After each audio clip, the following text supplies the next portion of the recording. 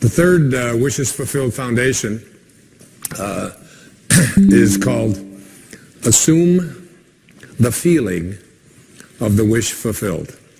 Assume the feeling of the wish fulfilled. So here's where we are. We have used our imagination. We have placed something into our imagination as an I am, which is the name of God. I am strong. I am healthy. I am kind. I am prosperous. I am getting the job that I'm applying for. I am whatever it might be. I am. And then you have practiced calling it as if that which does not exist as though it did. And then you move now from the world of the intellect, because understanding something intellectually is very different than understanding something spiritually. To understand something spiritually, you must experience it. And in order to experience it, you have to experience it in your imagination as an I am, but you must be able to feel it.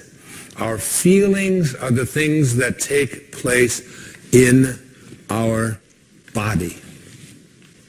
It says, Neville says, and I have this on next to my bed where I live in Maui, make your future dream a present fact by assuming the feeling of the wish fulfilled. So whatever it is that you would like to experience in your life, remember, your imagination is yours. Everything that now exists was once imagined. Therefore, everything that is going to exist must first be imagined. Okay? Henry David Thoreau had probably the greatest definition of success that I have ever heard. He said, if you advance confidently in the direction of your own dreams and endeavor to live the life which you have imagined, you will meet with a success unexpected in common hours. It will chase after you if you can place into your imagination what it is that you would like to attract and begin to feel it. Listen to Neville. This is one of my most favorite quotes from The Power of Awareness.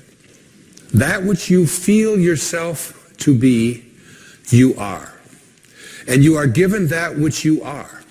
So assume the feeling that would be yours were you already in possession of your wish. And your wish must be realized. So live in the feeling of being the one you want to be, and that you shall be. Every feeling makes a subconscious impression. And unless it is counteracted by a more powerful feeling of an opposite nature, it must be expressed. Your feelings are different from your thoughts. Your feelings are what you experience in your body. The dominant of two feelings is the one expressed. I am healthy is a stronger feeling than I will be healthy. I am healthy says I feel healthy, and I feel healthy. I feel great. I don't determine if I am well on the basis of what it says on a piece of paper or on the basis of what somebody else out there tells me.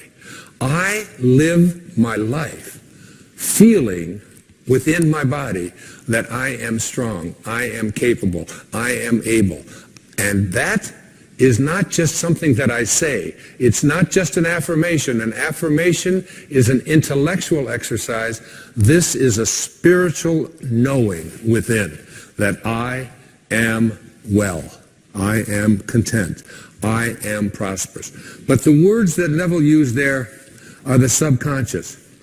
Every feeling that you have makes a subconscious impression upon your body and upon your awareness. Now, you need to understand the subconscious mind of yours. Your subconscious mind rules your life.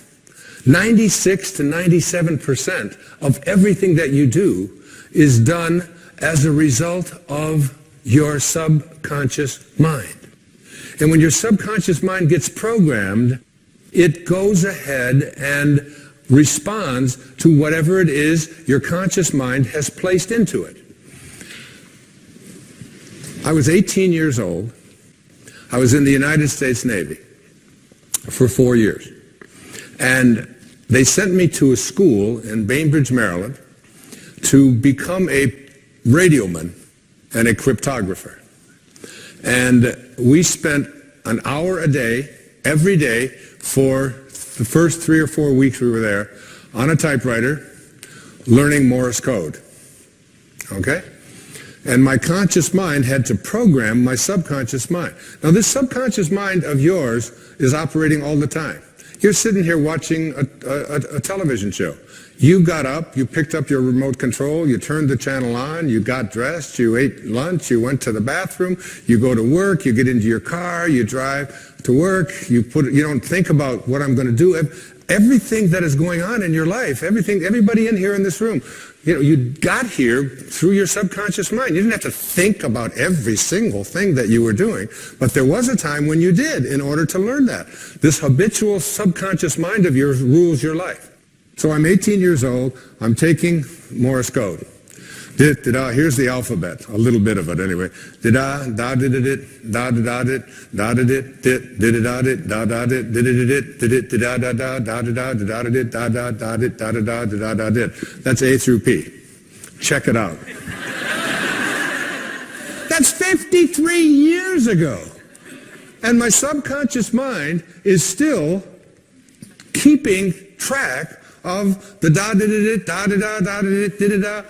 You're doing the same thing, only you don't use Morse code, but you've programmed your subconscious mind with did da da I can't do that, did da da I'm not very attractive, did da da I'm overweight, did da da da did I can't make things happen, and it's did da da it's still there 53 years later. You go through your life with this subconscious programming with an awareness that you are not in charge. You're not able to extend or transcend this way of thinking. This subconscious mind of yours is most impacted by your feelings. A change of feeling is a change of destiny. A change of feeling is a change of destiny. Write it down. Stick it on the wall next to your bed. If you came in from where I sleep, you would see that. I look at that all the time. I want to practice putting into my subconscious mind the assumption of the feeling of what it is that I would like to attract into my life as if it already existed, and to feel it, not just to think it, but to feel it. Neville's law of assumption says this: if this assumption about what you would like to become is persisted in until it becomes your dominant feeling, the attainment of your ideal is absolutely inevitable.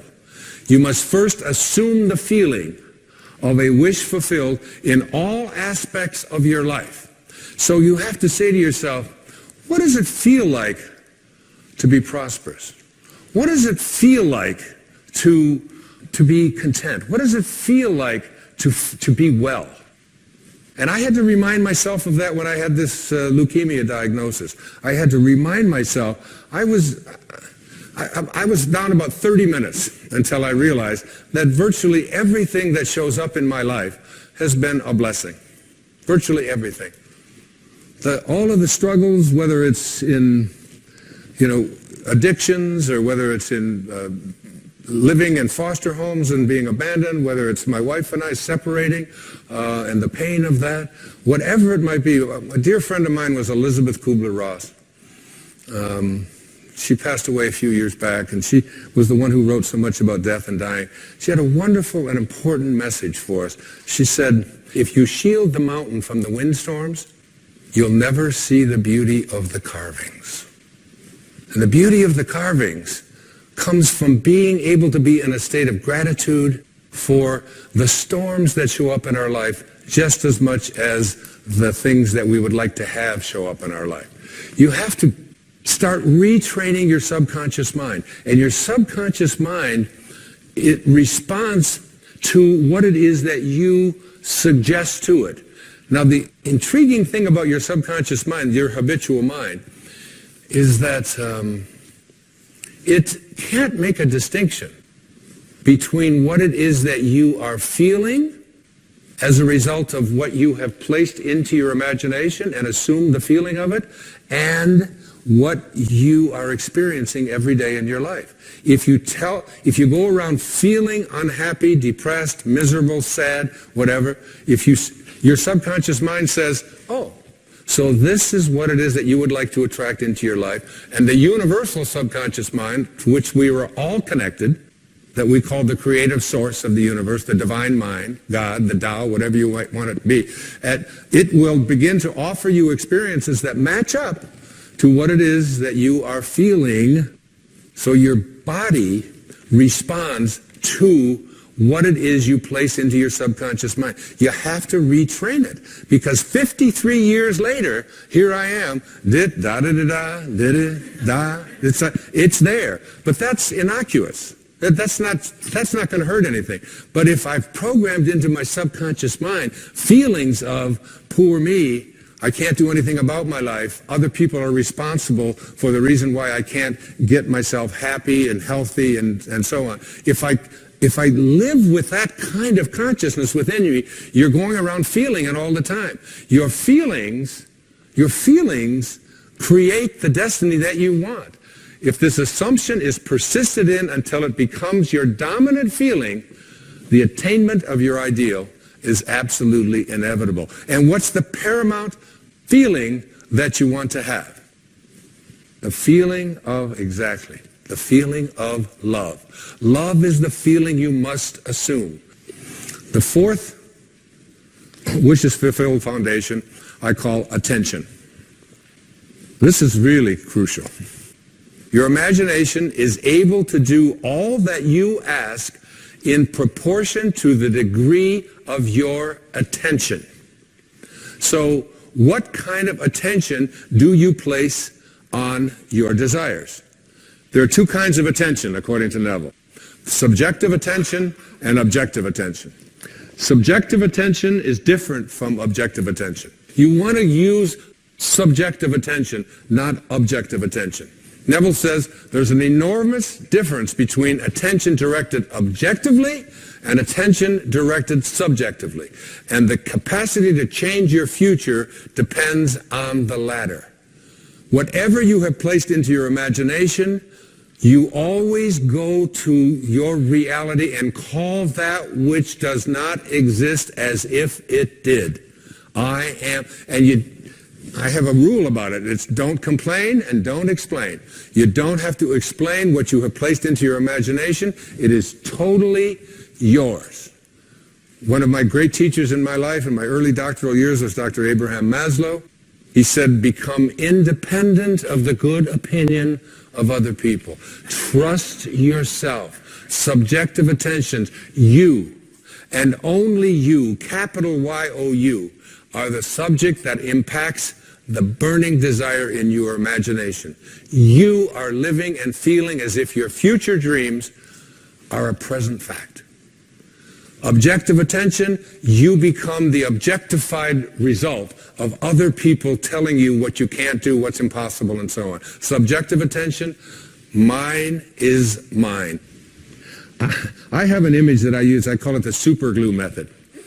And when I have an intention about what it is, including doing this program, when I have an intention about making this program a reality, and it involves a lot of money and a lot of expense, a lot of people, a lot of things have to come together. It involves going over into my writing space every single day, never giving up on it.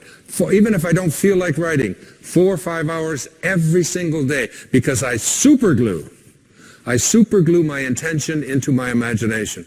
And I don't allow anybody else's opinions to do anything to distract from that. I don't care if they tell me I can't do it, or if it's impossible, or it'll cost too much, or we can't do it. My intentions are superglued there. And I have that do not disturb sign placed on my imagination, and it is mine. Use this. Don't allow anybody else's opinions. Don't allow what it says on the internet. Don't allow the research. Don't allow what anybody out there tells you is possible or not possible for you. I mean, it really does work. If you just put in the minimal effort that I've been speaking about realizing how powerful your imagination is and assuming the feeling of what it is you want to be as if it already were your reality. A change of feeling is a change of destiny. The fifth foundation, the wishes fulfilled foundation, I call it, now I lay me down to sleep.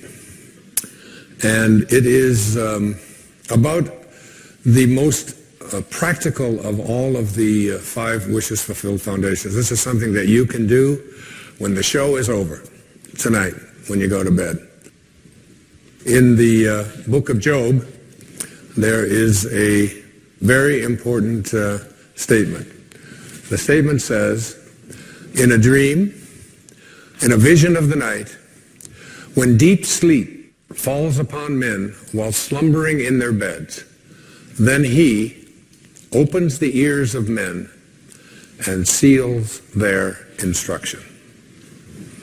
Your subconscious mind is most comfortable when you are unconscious. You are unconscious when you are in your sleep state. And in your sleep state, your subconscious mind is busy at work. And it's so important, I call it the last 5 minutes of your day. So you get into bed, every day you get into bed, you get ready to go to sleep, and you are now you're in that state between being awake and being asleep, where you're getting drowsy, and you are going to marinate for the next 8 hours in your unconscious, subconscious mind. You're preparing your marinade. And the question is, how do you want to prepare yourself for having your instructions sealed? Your ears are opened and your instructions are sealed. So most people use the last 5 minutes of their day as they're about to enter into sleep to review all of the things that they don't like, and all of the things that didn't work, and all of the people that hurt their feelings, and all of the stuff that is going on in their life that they wish weren't happening. This is their worry time. This is the time when you fill your mind with all of this stuff, and then you go off into sleep, and he opens your ears and seals your instructions while you are slumbering. That's right out of the book of Job. So what you want to do is reverse this practice, because your subconscious mind is listening to how you are asking the universe to provide for you what it is that you would like to attract or manifest into your life. And if you fill your subconscious mind with all of the things that you don't want, that you don't like, that make you unhappy, that make you depressed, that make you worry, then your subconscious mind, which is impersonal, and remember, it can't make a distinction between what it is that you are feeling as a result of what you place into your mind or what is actually happening in your life. It doesn't distinguish one from the other. It's totally impersonal. It's just open to suggestion. And here you are suggesting to your subconscious mind, which will, when you awaken, you will align with the universal subconscious mind, the one mind. There's millions of people out there in the world. There's millions of you watching this program. And you can see the difference between each and every one of you on the basis of your appearances. But there's only one mind. That's what the great spiritual texts all teach us. So now, if you program your subconscious mind to tell yourself, to go over all the things you don't want, all the things you don't like, all the things that shouldn't have happened, all the ways that you were mistreated, all about how terrible the economy is. And, we live in a fear-based world. You want to shift away from that kind of consciousness and use the last 5 minutes of your day to program your subconscious mind with what you have placed into your imagination with your I ams. I am well. I say it to myself every night, especially when I get into that that state, that weird state where you're sort of half awake and you're half asleep, and you're heading towards that sort of that subconscious place. And I just remember what it says in the book of Job. I don't want my instructions sealed by going over, I am sick, I am poor, I am unhappy. I just say, I am content, I am lucky. When I wake up in the morning, I don't say, oh, good God, morning. It's the reverse. I say, good morning, God. It's like being grateful rather than being in that place where the things that you don't want are what you have programmed your life to be. I always think of this as, like you have a currency.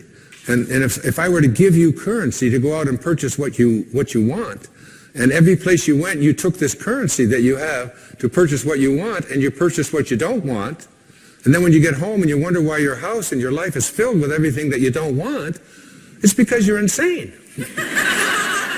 That's just insanity. It is. I mean, why would you take the currency that you have to buy what you do, that's there for what you do want, and spend it on what you don't want? Well, the currency that you have for attracting into your life what you would like to have are your thoughts and your imagination and your I ams, your God consciousness.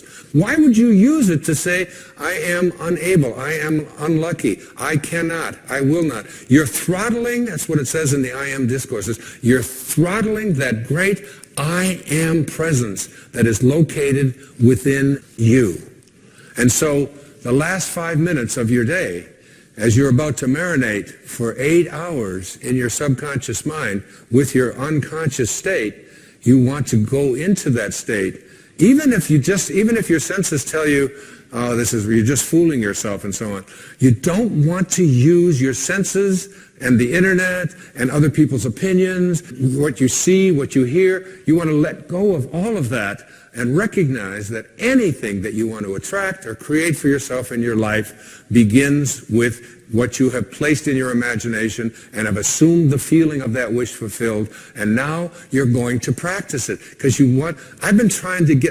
getting stuff out of your subconscious mind is a big job. It really is. Most people are just not willing to do what it takes. I still can't get the Morse code out of my subconscious mind. I need to have a major deprogramming thing. There's that exit sign. It's always there. But that's just harmless. What isn't harmless is, placing into your subconscious mind all the things that you're reviewing about what you don't like, about what didn't happen, about who mistreated you, about how sad you are, about how this can't happen. You are a creator. Neville put it this way. He said, the feeling which comes in response to the question, how would I feel were my wish realized, is the feeling which should monopolize and mobilize your attention as you relax into sleep. How would I feel were what it is that I would like to attract and create? And I don't care what it is, whether it's about the condition of your body, the disease state that you're in, the fact that you've been overweight for 3 centuries or 3 decades or whatever it is, the fact that you've been addicted, you ignore it. Even if you're drinking the coffee and doing the drugs and drinking alcohol or eating the sugar and so on, ignore what your senses tell you. Ignore what you see on the scale. Ignore all of that and say, I am sober. I am healthy. I am well-being. I am content. I am happy. I am perfect health. Because ultimately, that's how you will attract it. You have to be able to see the wish fulfilled already in advance and call those things which do not yet exist as though they do. Now, as I get ready to conclude this program of love, there are 2 really significant things. You've gone to sleep. You've programmed your subconscious mind. And I want every one of you watching this show, I want you, when you get into bed tonight, just try it tonight.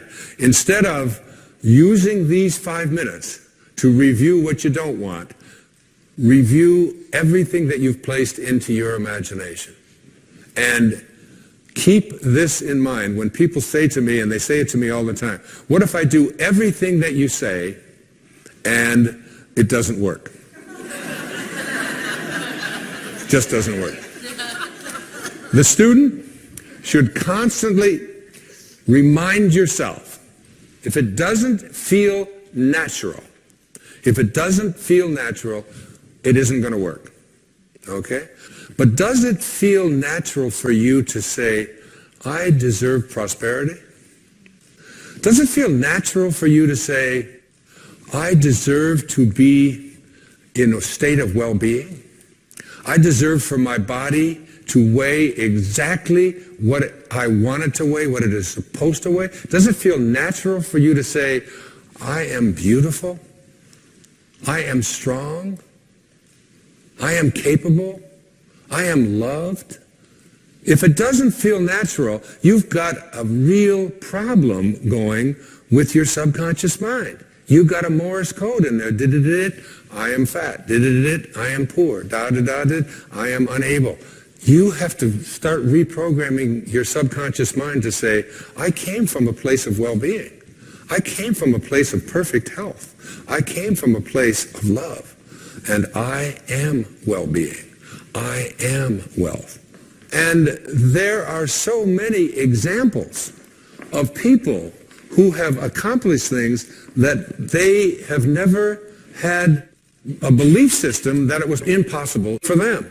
So for every single one of us, the intention needs to be, it feels natural to me. Even if I don't know how to do it, even if I have no experience with it, even if it's something that everybody else has told me I can't do, you need to be able to say to yourself, yes, I feel natural being happy, being loved, being prosperous, being all the things that I placed into my imagination.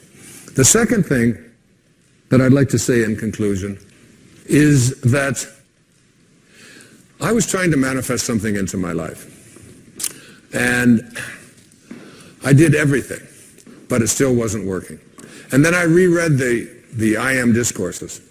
And one of the things that it says in the I Am discourses that is very, very powerful is that as long as you are having any thoughts of condemnation, criticism, or judgment towards any of God's children, you are throttling the great I Am presence within you that is God. And I realized that my attempt to manifest what I wanted for myself into my life involved some judgment, some criticism, and even some condemnation toward someone who had done things that I felt that person shouldn't have done. And when I let go of the judgment, and I let go of the condemnation, and I let go of the criticism, almost instantly what it was that I was looking to manifest showed up in my life. You can't have any thoughts towards any of God's children that involve criticism, judgment, or condemnation. We are all just doing what we know how to do. And we can't ask any more of anyone.